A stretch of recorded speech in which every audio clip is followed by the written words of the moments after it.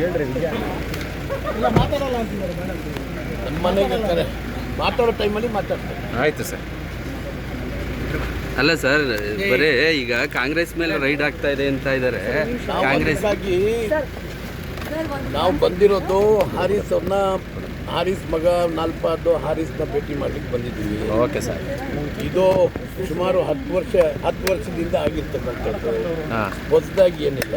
ಹಾಂ SITನೂ ರಚನೆ ಮಾಡಿದ್ರು, SIT ಎನ್ಕ್ವೈರಿ ಆಗಿದೆ, ಈಗ FIR ಆಗಿದೆ.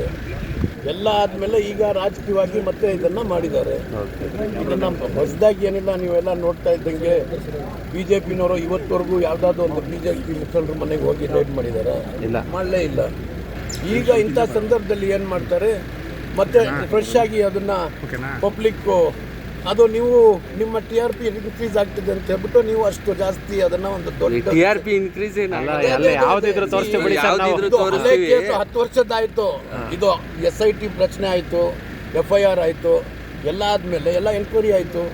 ಎಲ್ಲ ಎನ್ಕ್ವೈರಿ ಆದಮೇಲೆ ಇನ್ನು 10 ವರ್ಷದಿಂದ ಇಟ್ಕೊಂಡು ಮತ್ತೆ ಬಂದು ಇಲ್ಲಿ EDನವ್ರು ಬರ್ತಾರೆ ಅಂದರೆ ರಾಜಕೀಯವಾಗಿ ಮಾಡಿರ್ತಕ್ಕಂಥದ್ದು. ಸರ್, ಈಗ ನಿಮ್ಮ ವಿರುದ್ಧ ತೆಗೆದುಕೊಂಡಂತಹ ಕ್ರಮವನ್ನು ಮತ್ತೆ ಪರಿಶೀಲನೆ ಮಾಡಿ. No comments.